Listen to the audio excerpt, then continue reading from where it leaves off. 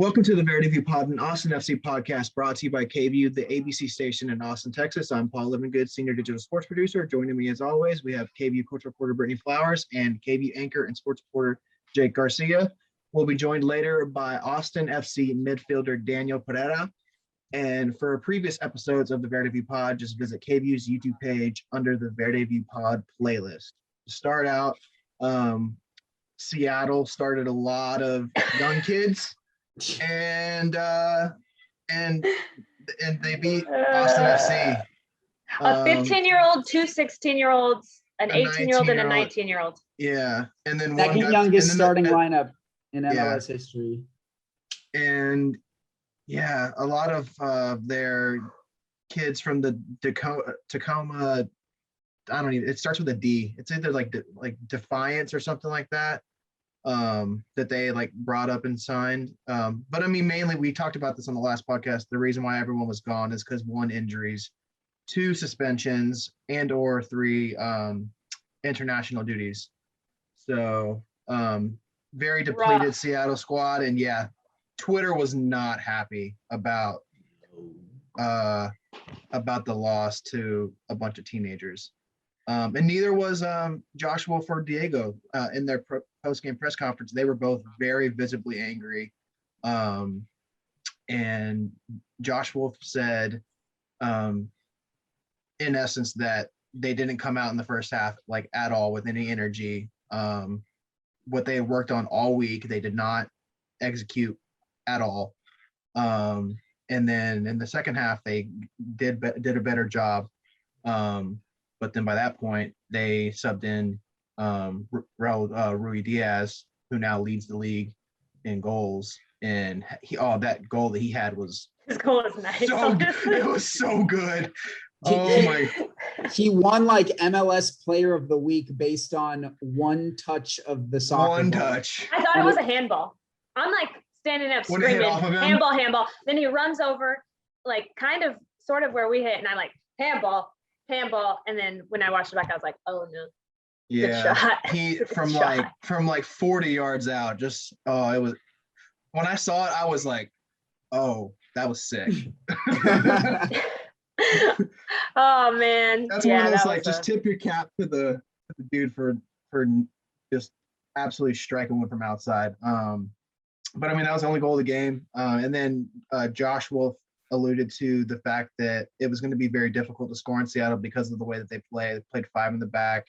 It's hard to get behind their lines and everything like that. So, and that's just the way they play. And he said at home they're a little bit more aggressive with pushing up, but that's their style of play. They play with everyone, with a bunch of people back, and just don't let you get behind them. And it worked out, and they got a result out of it. What did Diego say about teens?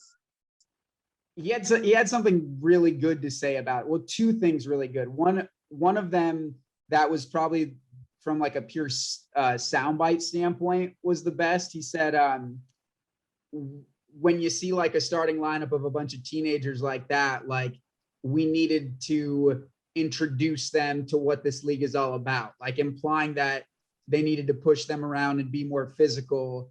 And like, hey, not a bad piece of advice, but you should have done that 30 minutes ago when the game was still going on. 2, the other thing that I thought was kind of funny that like initially I didn't know what he was really implying by it, but thinking about it more, it makes sense. He was like, we just got to play better all around. And that obviously includes me. I don't have any room to talk because when I was a teenager, I was doing exactly what they were doing and scoring goals too. So implying that like, it's not like these teenagers were the most incredible soccer specimens we've ever seen. Obviously they're very good, but teenagers have had success in the MLS before. Diego's saying, this is an indictment of me because I've been playing in this league for 10 plus years. And now I'm not scoring goals. So like there's obviously a disconnect between, the younger players on Seattle having success and then the MLS veterans, and Austin FC has a few of them, not being able to generate much offense right now. Yeah, he was not happy. Like obviously he just came in it was one of those press conferences where you're sitting there like, it was kind of tense. Like, I mean, and they owned it, and he was like, we need to play better. Once again, the offensive creativity was not there in the final third. But everyone's on Moussa Djitte watch. It seems like every press conference that comes out, like that's the first question. Oh, is Moussa here yet? And so it's, I mean, and then because they said late July. And that was kind of the timetable. It's late July. Yeah, and so it doesn't seem like he's going to be ready for the Colorado game either. Do you guys worry at all about the fact that, like, because you have the combination of this guy being very hyped and also the fact that Austin FC desperately needs him, do you worry that, like, him being billed as like the savior of this offense is just way too unrealistic? Like, he's a really young player. Yeah. He's never played in the MLS before. We've seen the acclimation period for guys a lot older and more experienced than him be kind of rough. Like, I don't expect this guy to go scorched earth on everyone at Q2 Stadium and score like double-digit goals over the final half of the season. Like, but are you guys? At that, I mean, it's not necessarily we think he's going to dribble through their whole team and score goals. But Correct. Having him where he can actually play and have Cecilio play where he's supposed to play. I mean, you put 3 up top, and then there's 2 right there. Like, hopefully they can make some magic happen. So it's not him alone. It's just having him there allows Cecilio to go back to what he's used to. Although I think Cecilio's been killing it. Like, honestly. Yeah, I do. Other than not scoring goals. I do appreciate Jake's point of like not like because there is because of the woes of scoring, there's going to be a heightened sense of like, is this guy the answer? And is that too much pressure for some young, like we've seen with the greatest gymnast in the world, Simone Biles? She talked about, she pulled out of the Olympics because of the mental strain that it's been having on her to have that much pressure. Not to say that he's Simone Biles, but I'm saying in a similar sense, like he's a young player. There's a very dire need for scoring, and he's kind of already, before he's even stepped foot on a pitch, has been hailed the hero of Austin FC's scoring problems. But you can really take it 2 ways. I mean, you can either be like, oh my God, that's so much pressure. You can be like, hell yeah, look at this city that's behind me. Yeah. Let's try really hard. I don't know. That's true. But and then to what Brittany said, and Josh said this too, because y'all are on the same wavelength, is that his arrival helps the other pieces fall into place. Of putting Cecilio in his spot, which also then allows Diego to play in his spot where he can attack and make runs behind the line. And it's a domino effect of like putting people in positions that they're more comfortable and better suited in the offense. Yeah. And then the final piece to that puzzle is signing a 3rd designated player and putting him on the right side of that attack, which there are rumors of. So it's been asked in the latest press availability. There are rumors that Austin FC is in the process of signing Argentine striker Sebastian Driussi from his Russian club. They have already confirmed that he is not returning to the club. The club itself did. But there are reports out of, I want to say like South America. There's like a South American reporter, that was reporting that he is going to sign with Austin. And so they have asked, or there have been reporters asking Josh Wolff about it, and he didn't really address it at all. He did like completely ignored it, or was like, I don't know, wait to find out. The whole club has taken the stance of, we're not going to address rumors of signings of players. And so, but he has said in the past that they are continuing to look for, attacking players. That is the stance that he has taken up to this point, but they have not specifically, confirmed that they are either trying to get this guy or not. But that's what the rumors are. So if this guy was to come to Austin FC, it seems like he would be that third designated player spot. I think the original reporting was that his deal would be around the ballpark of like $5 million or something like that. And when I looked it up at the time, that was like the fourth highest salary in the league or something like that. Damn, do they know that they could sign Jake for only $1 million? I would sign that so fast. He was like, where's the dotted line? Jake Garcia, Colorado? starting forward. Yeah, exactly. Jake, they might need you to sit up for Colorado. I'm on it. Okay. I've recovered from the small cold that I have, and I'm back on the rigorous training schedule. So yeah, I don't even need an acclimation period to the training facilities or the style of play. You got your answer sitting on this podcast. Oh, geez. I will say though, bringing me on that attack would kind of ruin the alliteration they have going on. Well, set to go on with Dominguez, Djitte, and Drusi. The big 3 Ds. They should be playing Diego. defense, though. And Diego too, and Danny. But the point is, like, their 3 starting forwards all have D last names, which is concerning because I'd much rather have my defense have the D. That's good. It's really good. Oh, man. Okay, so Colorado, that was our first win. Am I wrong? Am I right? Correct. Yeah. This is the second game of the year. Second game of the year.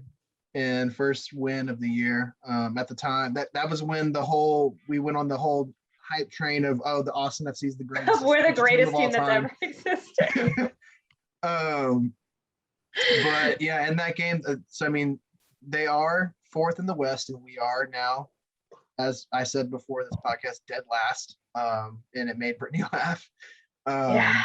But going back to the last matchup, we did win 3-1, and that was back in April when the team was very different. Diego scored the first goal in Austin FC history, something that will go in the record books for forever. And then within 10 more minutes, Cecilio scored twice to make it 3-1. And so it was one of those games, kind of like the Portland game, whenever they find a way to score, it seems like they can score in bunches. But it must be a game plan thing. It must be they listen to the game plan, they follow through on the game plan, and then they go, oh, it works, and then they just do it. Because soccer it's simple, really, but then people are what makes soccer so difficult, you know? I mean, so that's what even like whenever Diego was asked about Josh's comments about them not doing what they did in practice, he's like, yeah, no, Josh is right. And so he's like, we didn't do what we had worked on all week, and it came back and bit us in the butt. We're hoping that long break would do them some good. Yeah. So I mean, it'll be interesting to see in the same vein of, this is another team that they've played multiple times. So I mean, they've played Minnesota multiple times, they've played Seattle multiple times. How the second iteration of that matchup turns out. But yeah, so you know what I would like to see Josh Wolff do more of, like when he addresses press at the end of the games. And obviously this should be something very low on his totem pole, because how he talks to us isn't necessarily important or matter in the grand scheme of things. But I do think like it's still important to strike the right tones when you're addressing like your fan base. And honestly, that's kind of what these post-game press conferences are. When you like lose in the fashion that you do to Seattle, and you start off like visibly frustrated and upset, like I just kind of want that to be his tone for the entire presser. Like I don't even want to hear, and by me, I'm saying like I don't think fans want to hear him conceding that like, oh, well, it was always going to be difficult to score on Seattle. That's just how they play. that's, they're a quality team at defending when they need to and putting their foot in the ground and stopping goals from being scored. Like, I just want to hear him be like, I was completely unacceptable. We didn't do what we practiced all week long. We possessed the ball for 70% of the game. I don't care how good Seattle is at being the last line of defense. When you possess the ball for that much, like, you got to come away with something.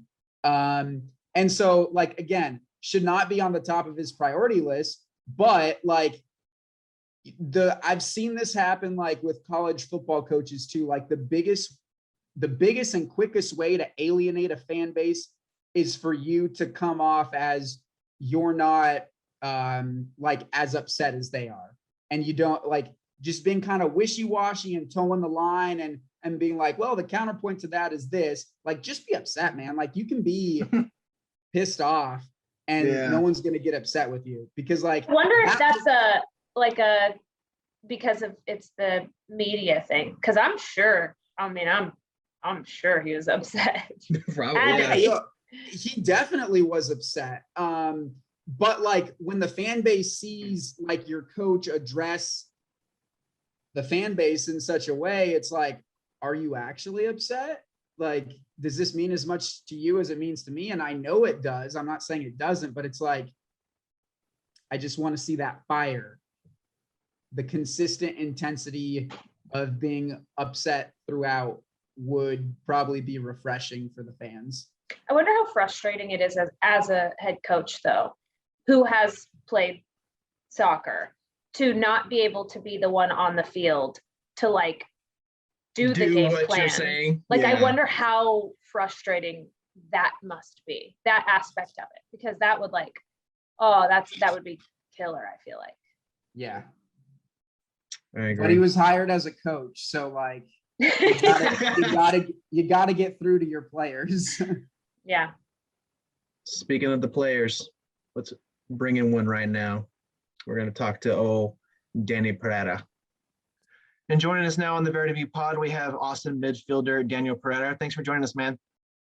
Hey, thank you guys for having me in. Yeah. Lovely to talk to you again. Yeah. I know. So I know you guys are pretty acquainted. You guys talked, I think, before the season for our special. Go for it. Danny, I talk about you every week on this podcast because I ask everybody to give their Matthew McConaughey impression, and I let everybody know that yours is by far my favorite. So no pressure. Nah, that's I love saying it. All right, Paul, you can go ahead and kick it off. The first question I wanted to ask you was just about, you were born and raised in Venezuela, and then you come to the United States, and just kind of talk about, your journey, coming to the United States and, going to Virginia Tech, and then obviously being the #1 overall pick for this team. Well, like I said before, it was it's been great, probably the best, better than what I thought it could happen. And I didn't think, I always wanted to play pro, but I never thought that I'll be able to, just because of everything that happened, all the sacrifices I made, and the area I moved to, which was Roanoke, Virginia. So it was so small, and soccer is really not big there. I was just playing high school and with my club for my city, but then Tech opened up a lot of doors for me, and I was just playing soccer. I wasn't really thinking of going pro. I was just always trying to be my best at Tech, and I knew opportunities would come, and they did. And then my coach one day told me that I was getting looked at by a lot of MLS clubs for the draft, and then I got my Generation Adidas offer, and I took it, and thank God I ended up here.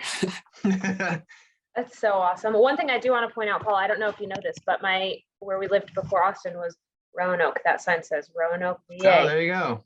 Just so you know. Yeah. So that's where we were before here too. So same. Do you ever go back to beautiful Roanoke? It's like, now I want to ask both of you, like, what's like the differences between since you both lived in both places? What are your impressions of it for both of you? I mean, Roanoke, it's like Austin downtown. That's how big it is, pretty much. It's so small, and like there's not much to do after you do everything. you just get bored of doing the same things over and over. But Austin is just crazy. Austin, you have a lot of things to do. You got San Marcos or like San Antonio, places you can go and do other stuff too. So yeah, that's pretty much exactly what I say about Roanoke. Is like I feel like we had done everything that there was to do in Roanoke, and we were like, all right, well, in Austin, I feel like you never run out of things to do. Yeah. The thing that I love about Roanoke and that's similar to Austin is like it's very beautiful. So you know when you like drive and you can see the greenery, and Roanoke is very, very beautiful as well. So Danny, how old are you again? 21. 21. So will you talk a little bit about your role on the team? For me personally, I love how hard you work. Like I'm like, that would be a player that I would really like to play with.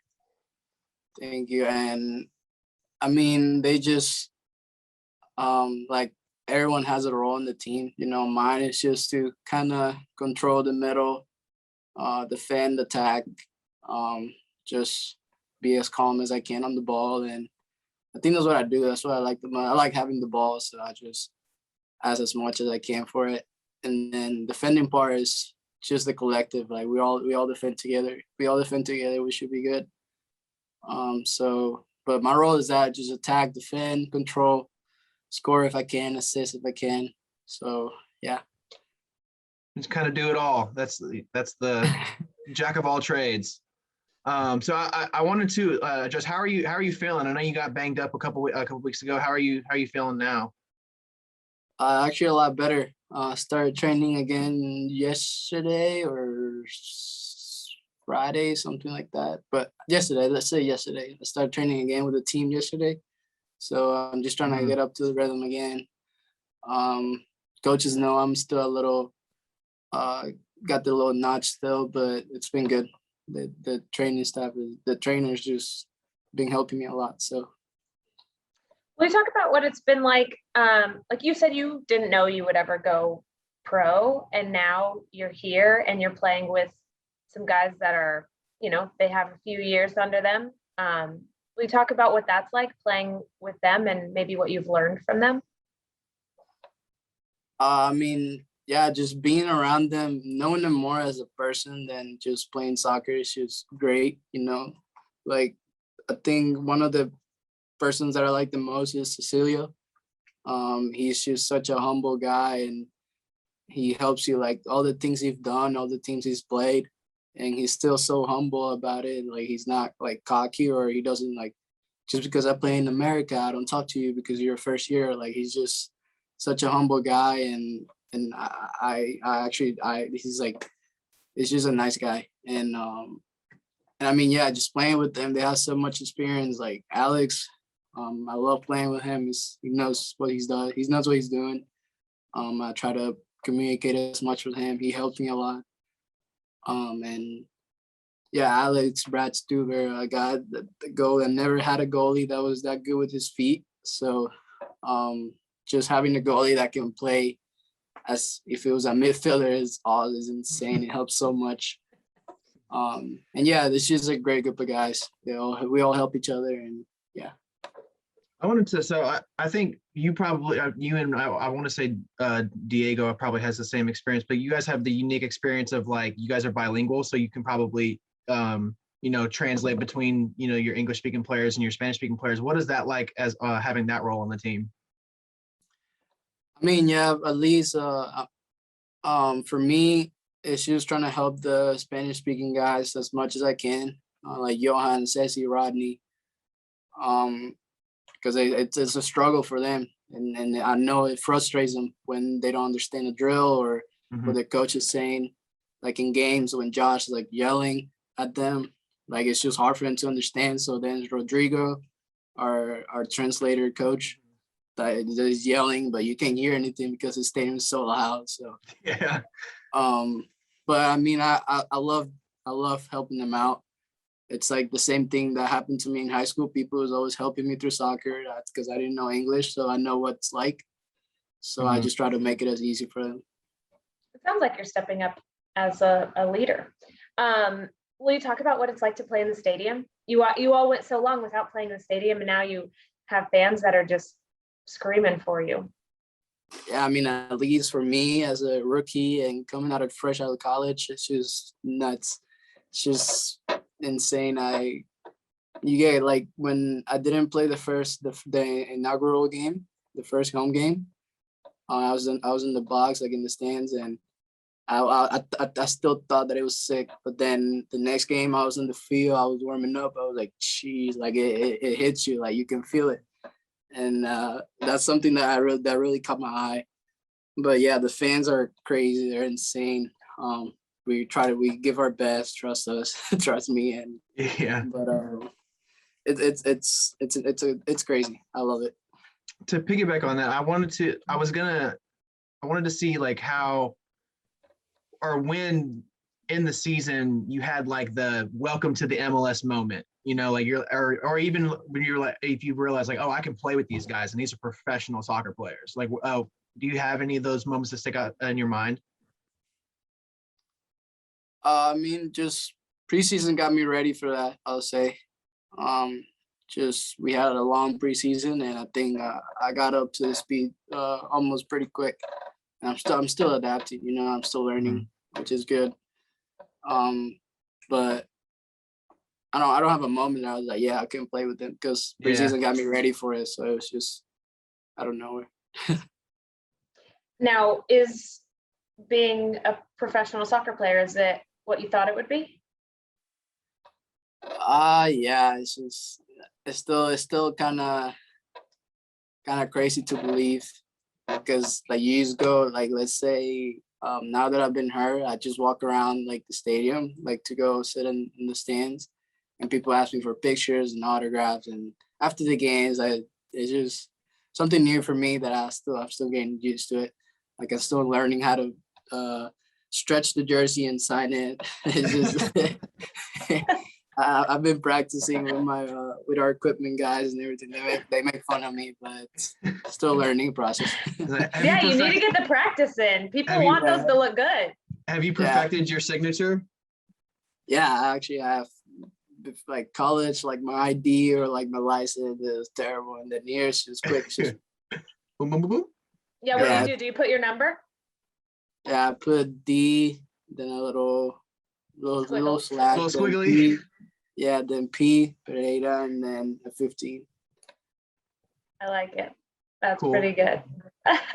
That's so funny. The next thing I wanted to ask you about, so obviously you guys just signed Djitte. Like, what are your thoughts about him coming onto the team?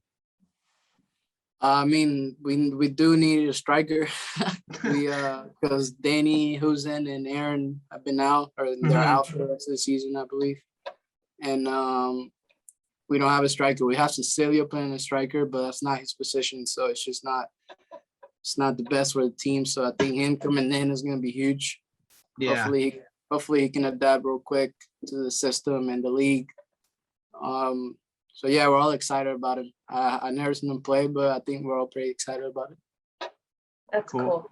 Hopefully he can come in and make a difference. Yeah. And then you kind of mentioned it a little bit earlier, and I want to circle back to it, but you had mentioned all the things that are able to do around Austin, like going to San Marcos and going to, you know, San Antonio and all these different places. What's been your favorite of the things like that you've gone around to do? Well, I went to Silker Park. So okay. It's a nice little area. You can just hang out. I have like a little go-kart arcade place next to where I live, so I go there a lot with my girl. Just hang out, play the go-karts, mini golf. That's fun. Yeah, that's it. I don't really go out. Just stay home, watch Netflix. You're a homebody? Yeah. Wait, you just had a birthday, right? Yeah, I did. How did they celebrate with you at like the training facility?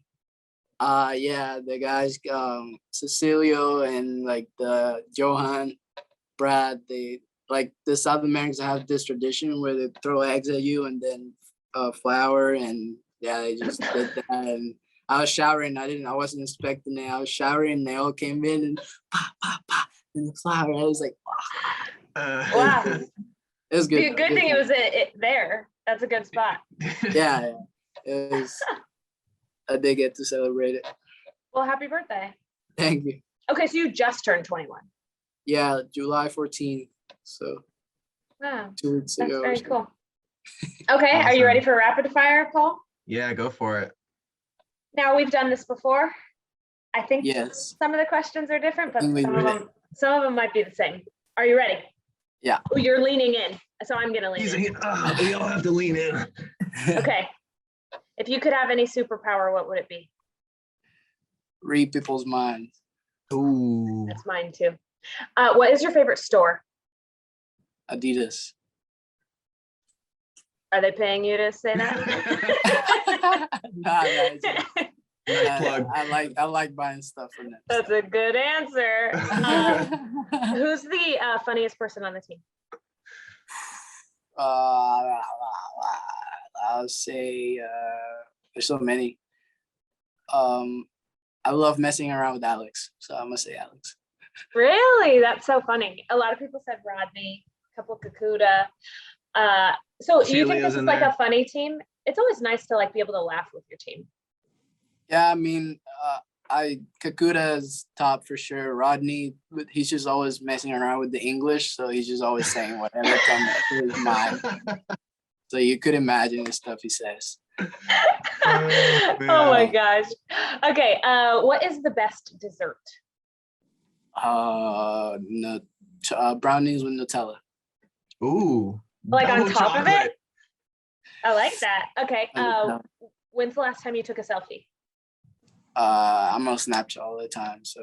Oh, do you? So Today. like right directly before this interview. Got Yeah, it. pretty much. What should people get yellow and red cards for in real life? Wait, what was the question? What should people get yellow and red cards for in real life? Like, okay, let's say you're living your life. Someone does something. What do you wish you could give them a yellow card for, or a red?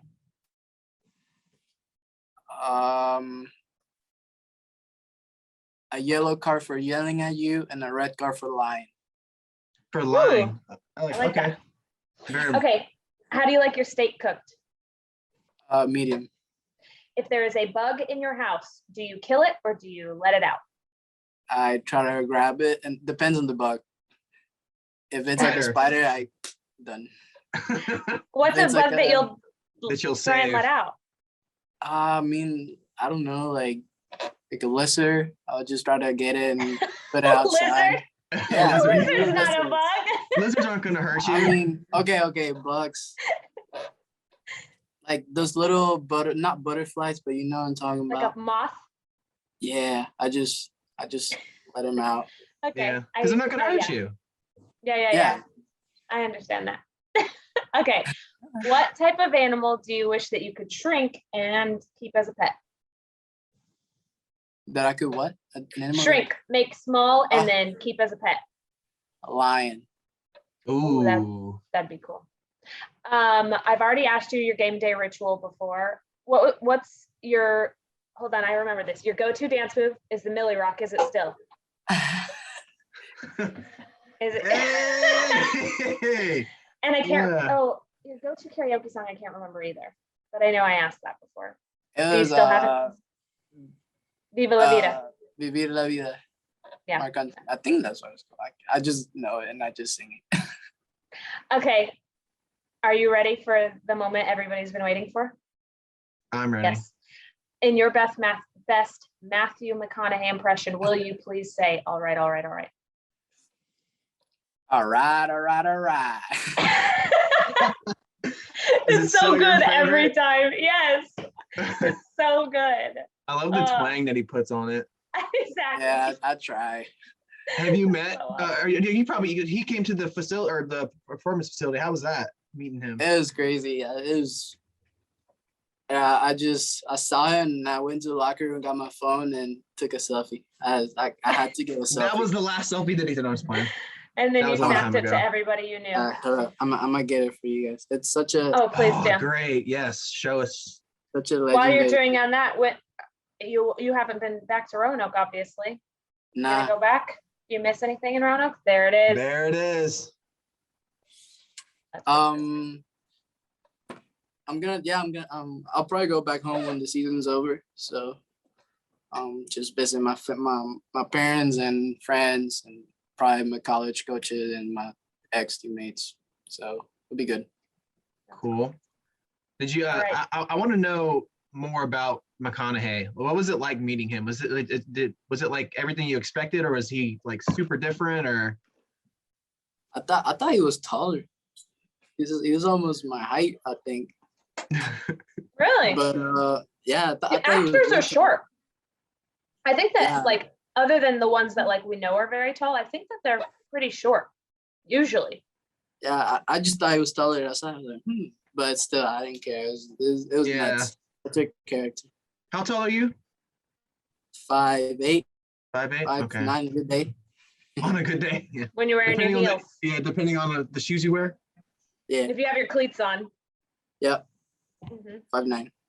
Ooh, what's your favorite game day outfit you've worn so far? I just Because I've seen some pretty good ones.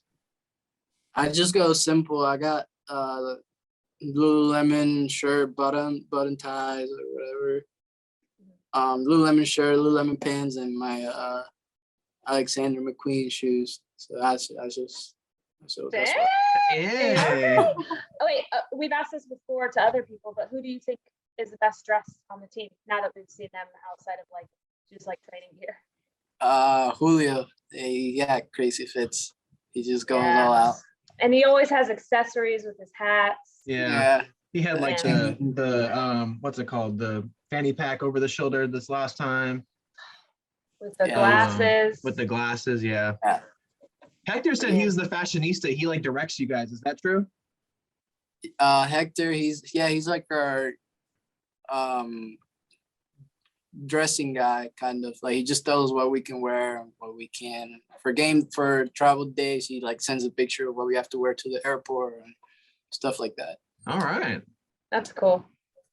Do you have any special roles like that? Because we didn't know that was a thing until he told us last week. Nah, I just listen.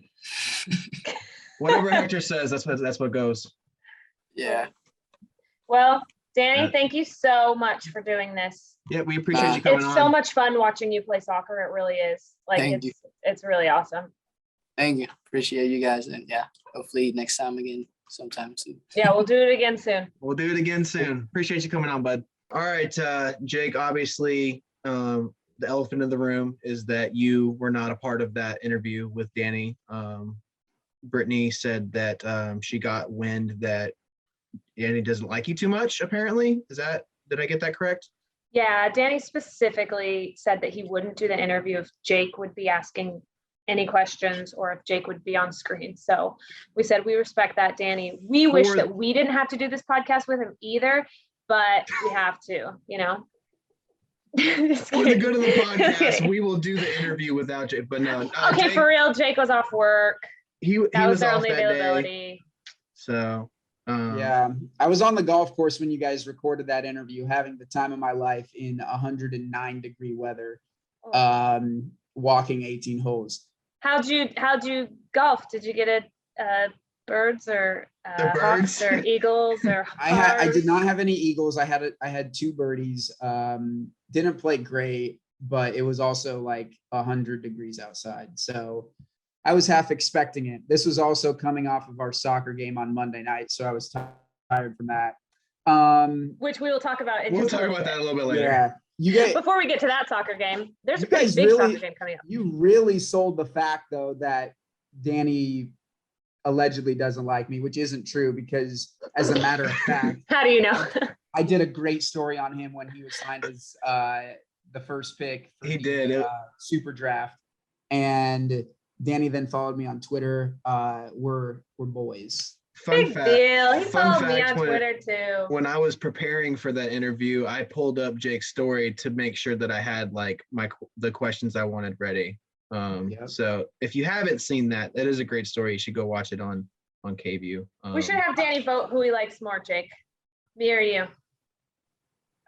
When this Okay. podcast comes out, you can tweet a poll and be like, If who do you like? if you need that, go right ahead. No.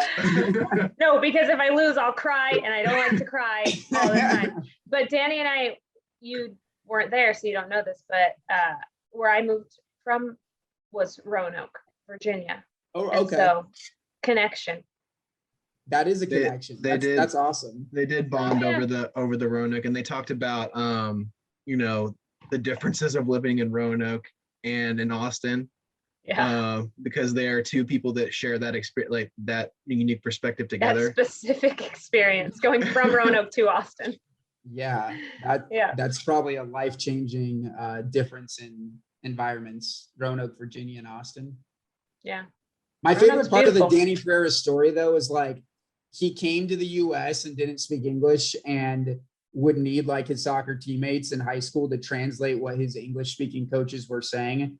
And now the stories come full circle, and he's the guy who's the go-between Spanish-only speaking players and English-only speaking coaches.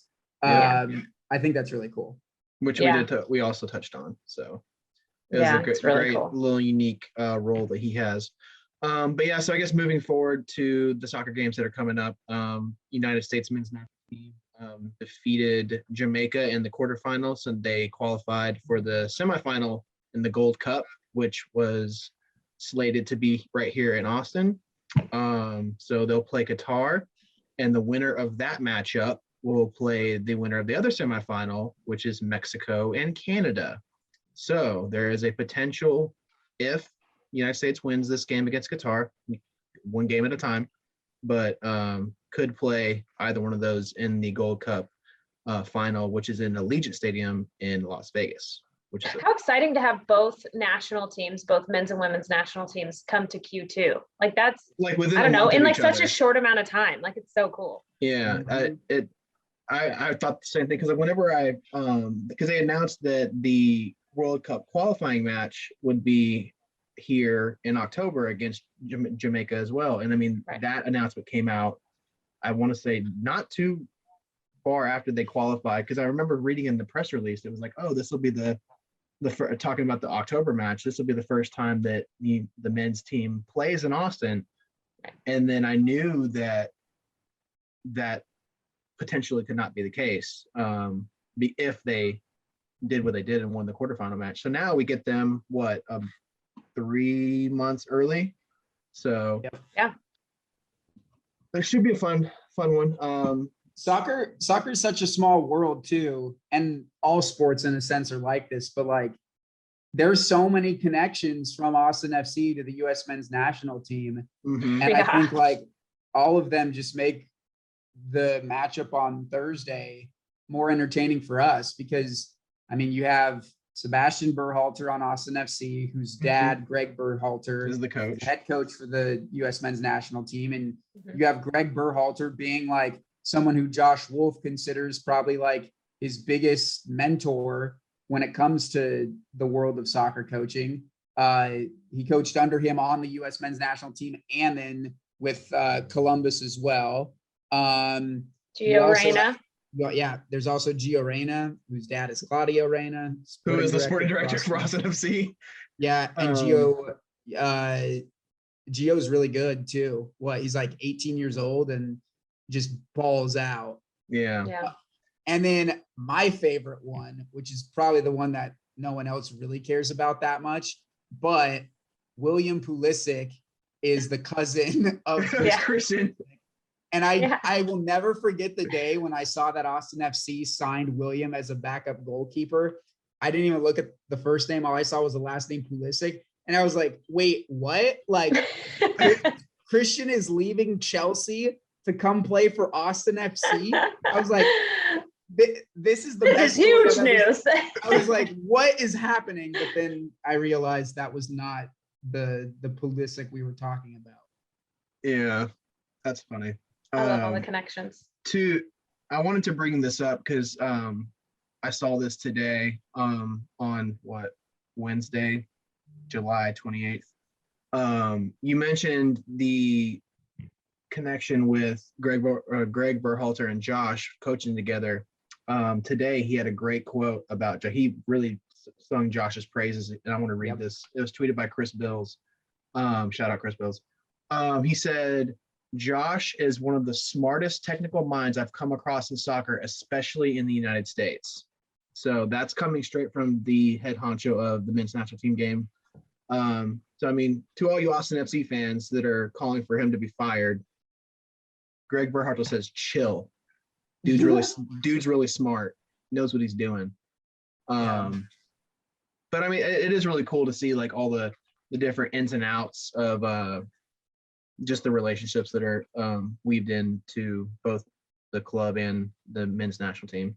Now let's talk about the women's national team. One more thing, really quick. Fine, Jake, do it. Because I was on the U.S. men's national team press call today. There was obviously like the question going to be asked about Josh Wolff, but also the question to Greg about just like the importance of Austin as a soccer market in helping, soccer grow as a game in the U.S. And Berhalter said that he's been ultra impressed with Austin as a soccer market and the level of organization that he's seen from Austin FC. The atmosphere is electric, one of the top atmospheres in the MLS. He was obviously in attendance for the first ever match at Q2 Stadium. Again, his son, Sebastian, plays for Austin FC. And he said he was taken aback by how loud it is. And so one of the, not so much for this Gold Cup game, because like it's going to be obviously a very pro United States crowd, but one of the things that he brought up when it comes to selecting venues for their World Cup qualifying matches is the importance of playing at venues where they're going to be supported and where they're going to feel like it's a home field advantage.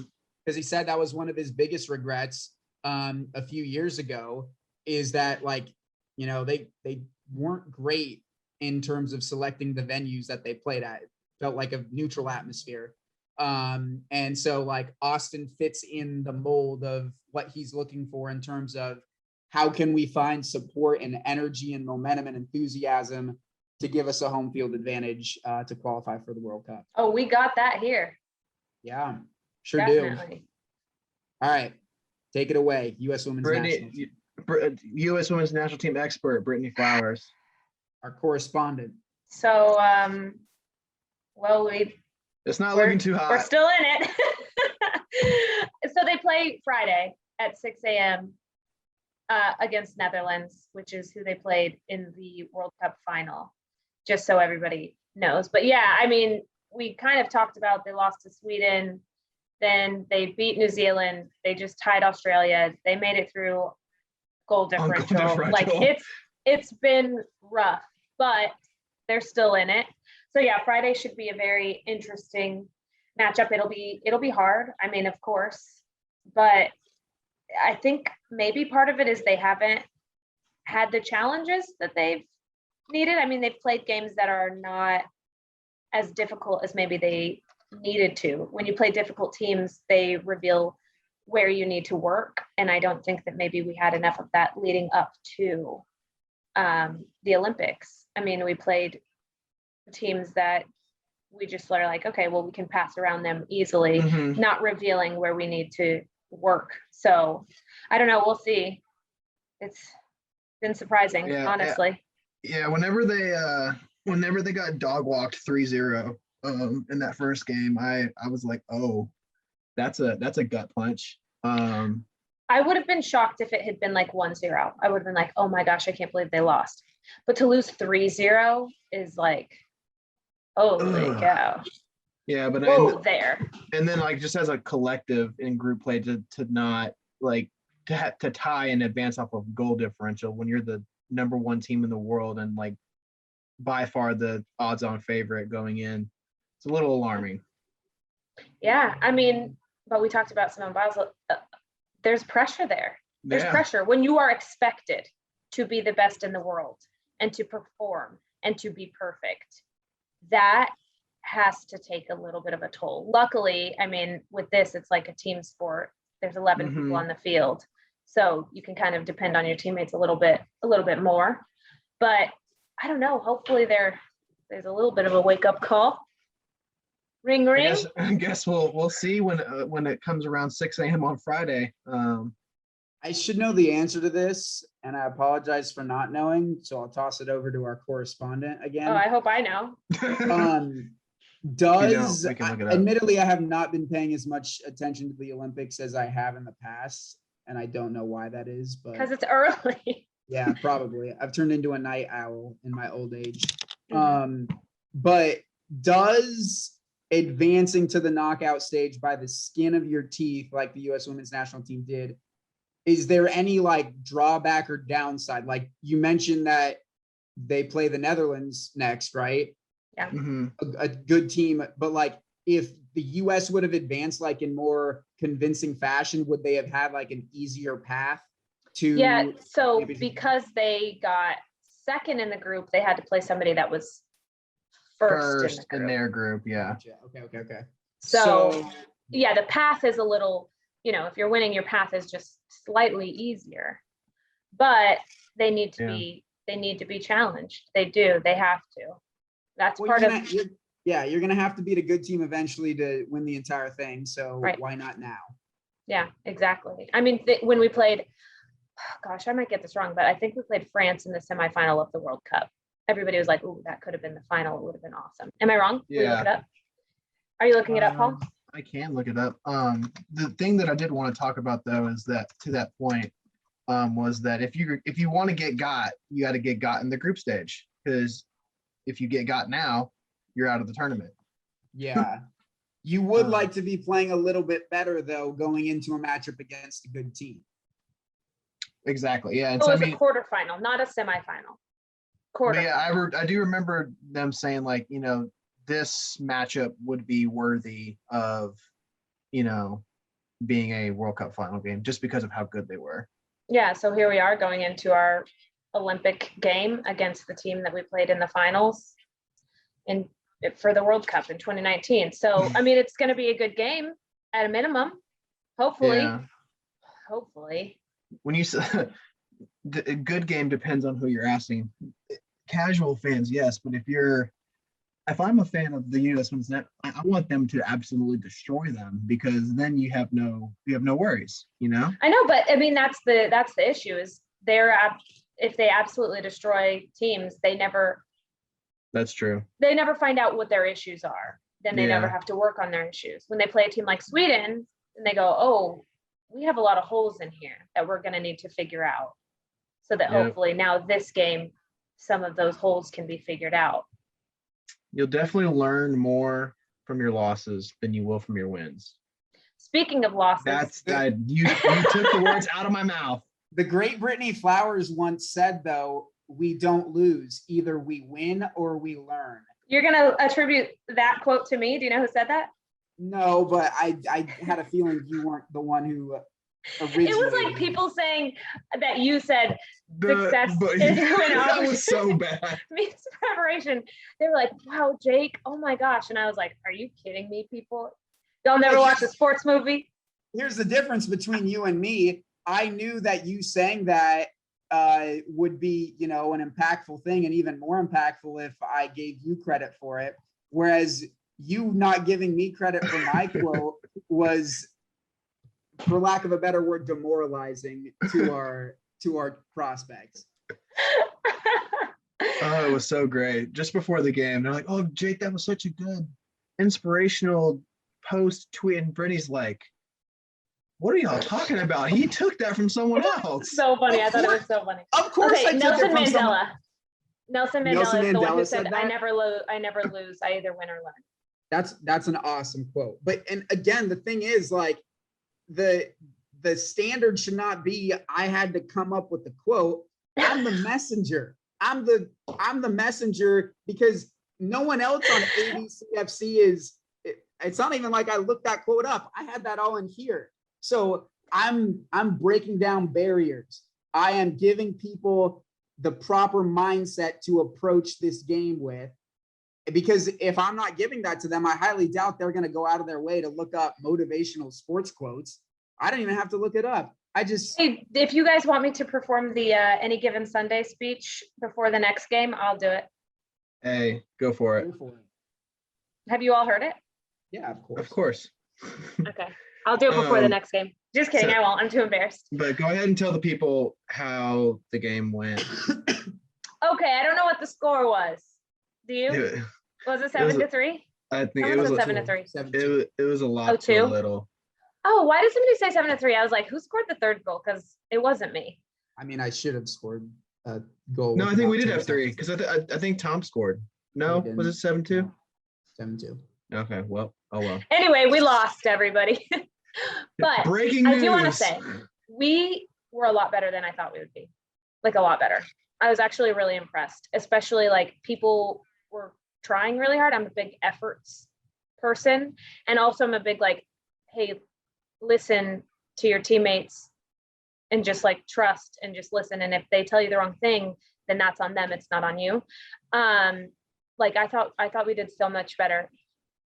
Can we please take a moment to talk about Shane? Make it rain, Shane. Make it rain, Shane.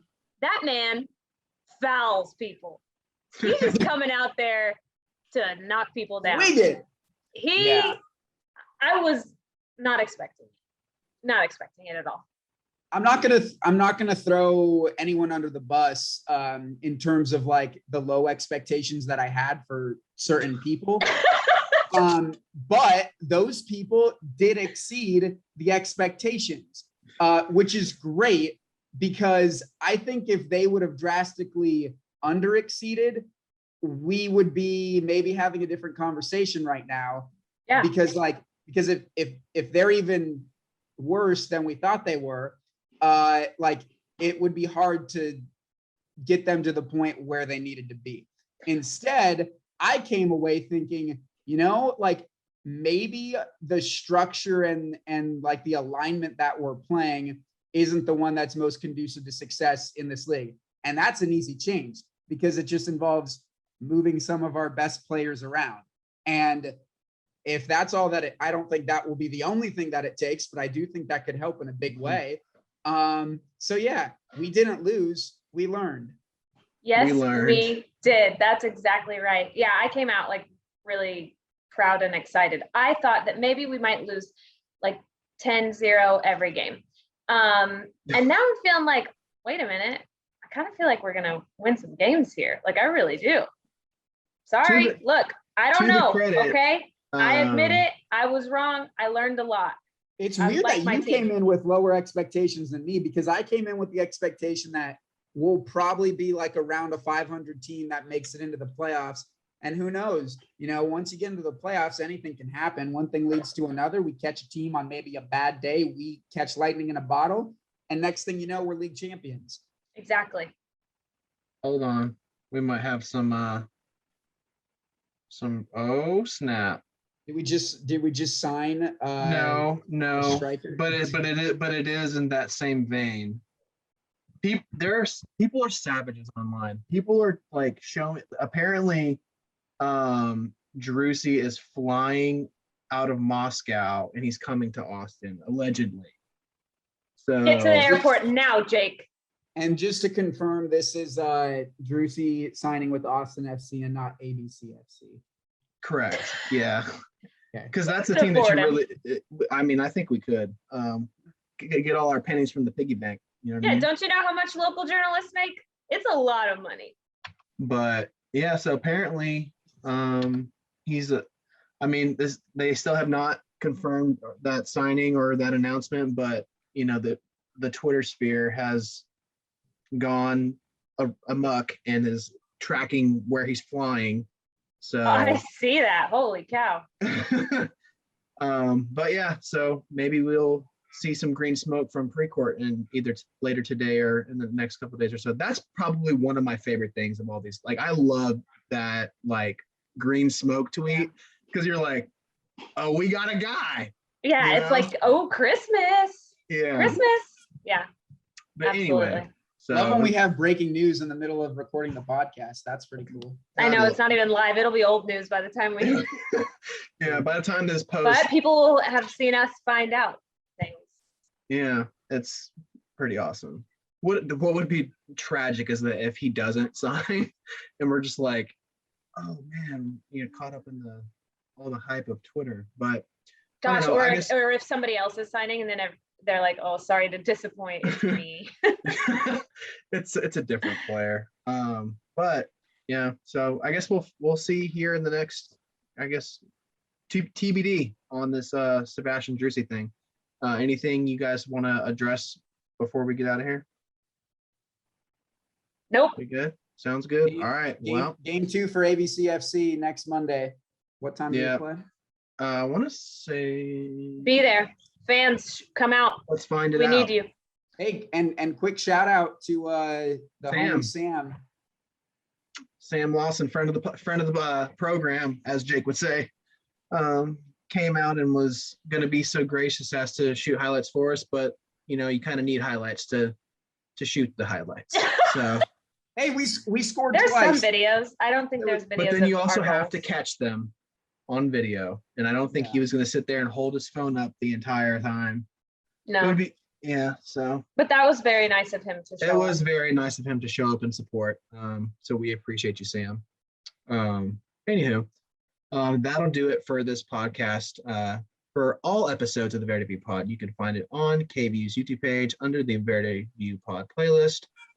And you can also get it straight to your phone if you text the word soccer to 512-459-9442. I have that number memorized. Or you can text soccer to Brittany and she'll respond with, Yes, please. yes, please. All right, that'll do it. And we got to give the old John Gallagher sign off.